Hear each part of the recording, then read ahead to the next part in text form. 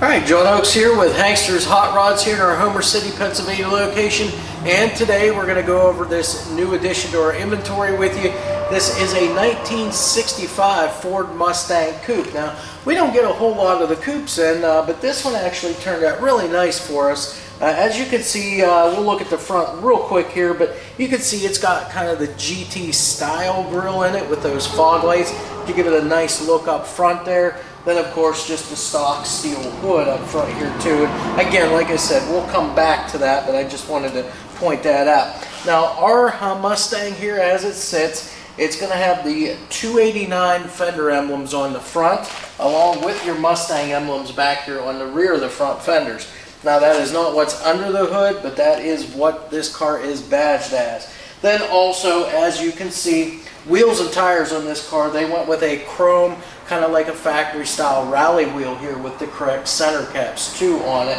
And then a nice set of BFGoodrich Radial TA tires, 205 60s up front, and then two 25 60s on the back, all of which are 15-inch wheels.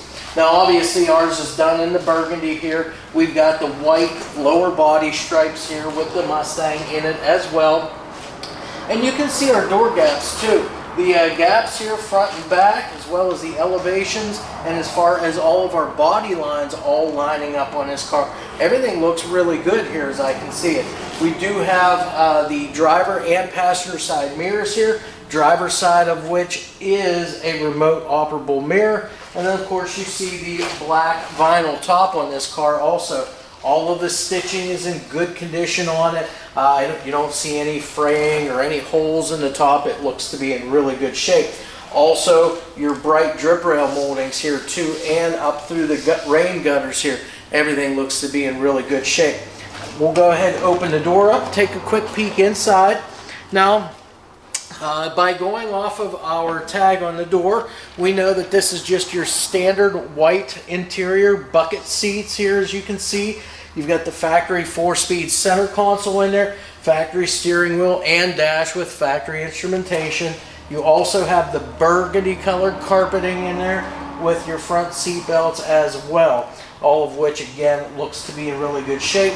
Seat upholstery, no holes or tears, all of that looks to be in really good condition. As you can see, the door shuts nice and easy too, and we'll continue walking back along the car here. Again, body panels are all nice and straight. Like I said, everything lines up. As we come up to our back here, we're going to see we have the chrome rear bumper. You've got the Ford Mustang gas cap back here. Your tail light lenses and bright work, the bezels around those, all of which are in really good shape. You can also see your trunk lid the whole way around. You can look at your gaps on both sides, as well as elevations with your rear quarter panels, and everything seems to be in really good condition there. Now we're going to go ahead and open our trunk lid up as we do all the time. Take a quick peek inside. Obviously you could hear that trunk lock pop, so you know that that works. The underside of the trunk lid painted the same burgundy as the outside, nice and shiny as well. The inside of the trunk, again, there's not much to the floors in these cars. What is here is good and solid. We'll see that from the underside.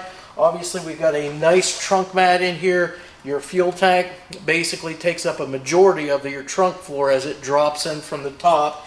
You can also see there's a set of floor mats here also that you'll be able to utilize. Now as far as your trunk weather stripping, all of that looks to be in great condition, nice and soft the whole way around. There's no cracks or tears in any of it, so obviously your trunk is going to stay nice and dry.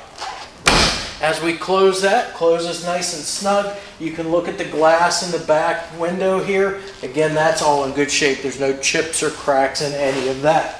As we walk around the passenger side, you're going to see all the same stuff. You're going to see nice straight body panels, body lines, all lining up with the doors, quarters, and front fenders.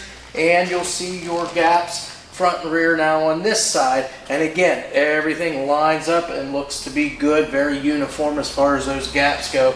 Again, you'll see your vinyl top on this side now too, and you'll see all your stitching, no frays, no holes, no rough marks to speak of, and everything's nice and smooth the whole way around too as we feel this. Now again, We'll just look inside from the passenger side. That way you get to see from both sides there. And you'll see again that nice white interior. Again, this is probably some of the original interior for this car. So again, it's a good basic understanding that somebody took some good care of this and made sure that that white interior stayed clean throughout its life. As we come back up here now, we're going to see our windshield. It's in good shape. There's no chips or cracks there. You can see the tint across the top of that windshield. Of course, the fender mount, antenna there, your emblems and badging also on this side, just like on the other side. So as we come around the front, again, we have that chrome front bumper. We've got that GT style grille there with those fog lamps installed there. And then we have the flat stock hood here. Again, that's a real nice look for this car.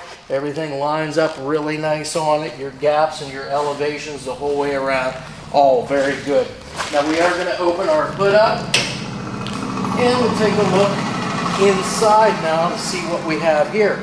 As far as the engine goes itself, this is a non-original motor. It's a 302, so that's why I stated that the 289 emblems do not match it. It is a 302, although just from the blind eye, they all look the same. So our 302 here, it's got the Edelbrock chrome air cleaner on it. It's got a set of chromed, or I think those are actually polished aluminum, Ford Racing valve covers there with the breather and PCV valve. Underneath the air cleaner, we've got an Edelbrock single feed 1406 series carburetor. I believe it's a 600 CFM carb with the electric choke. You can see they have upgraded the ignition to an HEI distributor and a real nice set of Taylor 8mm plug wires to help deliver the spark. What we have for an intake here, again, a little bit of an upgrade. We've got an Edelbrock Performer 289 intake, and again, the 289 intake fits the 302. It's all the same block, basically. So that's what you have for on the top side.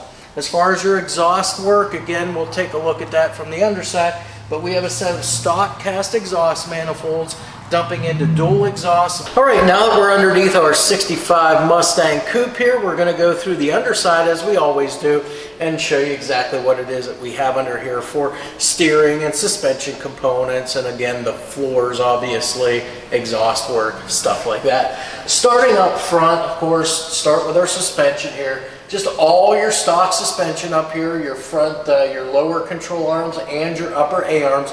That's just all of your stock components here. We do have a front sway bar on the car, so that's going to help tie those two front corners together, help it when cornering. And then we also have, as with most of your Ford Mustangs, you're going to have the strut rod front suspension on this. Now your bushings and everything, you can tell everything looks fairly new underneath here. The bushings and so forth, those are in great shape too. They're not dried out or cracked or split. They all look good. Same thing with your sway bar bushings, your frame bushings and your sway bar end links. Everything looks great on this car. As far as the steering components go, this is a manual steering car, but you can see you've got all your stock stuff here. You got your center link, you've got your tie rods, and all of your tie rods, you have all of the little rubber dust boot covers on all four of those. And you can tell everything's been maintained very well on the front end of this car. Same thing with your ball joints on your upper and lower control arms too. As far as braking components on the car, we do have power brakes on this vehicle, disc brake up front, but we've got the drum brakes on the rear, as with most of these. That's the way that you have them, the configuration that's there. So that is your front suspension and steering and braking on this car. Now, we'll talk about the driveline as we walk back. We've got a small block Ford. This is a 302 small block Windsor motor here. It is a non-original motor though, so we checked the date codes and everything. But it is a 302 small block Ford. We've got that backed up by a 4-speed manual transmission, aluminum bell housing here, and it does have the flywheel cover on it too to help protect that gear on there. You also have your exhaust work here, and again, they did a real nice job with the exhaust work. As you can see, all the bends and everything look to be very uniform, side to side. You've got the crossover pipe here too, and then as you come back, you'll notice you've got two probably like a turbo style muffler on the back here. Then of course the tailpipes up over top of the rear end, and then out the rear of the car, completed by a set of exhaust tips back there as well. Of course, our drive shaft here, it is a balanced drive shaft that's going to help eliminate any kind of vibrations you might have in that drive line. And everything's nice and dry too, from the motor to the transmission, all the way back here to the rear end, which of course this is an 8-inch Ford rear end. Now it does have a 355 gear in it, and it is a POSI unit also on this car. So again, that makes a nice finishing touch there to the drive line. Far as the rear suspension, obviously you can see we've got the multi-leaf rear suspension here. We also have a nice set of the KYB Excel G gas shocks on here, so that's going to help with the handling and the ride quality of the car as well. The floors on this thing, the floors are really nice on this vehicle. You can see there's no patching to speak of, there's no holes. All your little rubber drain plugs in the floor, those are all intact. All of your other drain plugs too, those are all intact also. So again, no patching, no holes, and everything is just the way that it should be. Your frame rail sections here on the front, those are good and square, nice and straight. Same way with your dogleg sections up over top of the rear axle housing here. Those frame sections are in great condition too, nice and straight. Nothing's dented in or banged in on the underside of this car.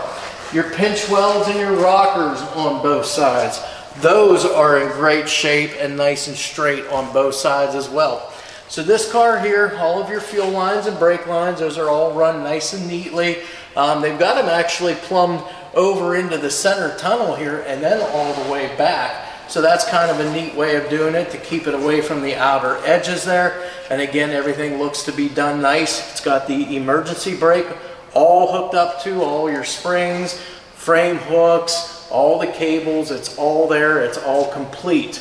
As far as fuel tank, stock fuel tank here. As far as the trunk pan itself, from what is there, everything is in good shape. Again, on these Mustangs, your fuel tank actually drops in from the tank and it makes up a majority of your trunk floor.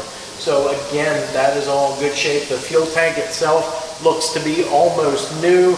Your sending unit and all your wiring and plumbing back here, that all looks great as well. The only thing left to go over, of course, is exactly what this car rides on, wheels and tires. We've got two 15/60 15s on the front, two 25/60 15s on the back. They are all matching tread. They are all BFGoodrich Radial TA tires. And of course for the wheels, those are 15-inch wheels. They are the chrome, kind of like the factory Mustang Rally wheel that would be on this particular car. So that's everything that we've gone over now from on the underneath of this car.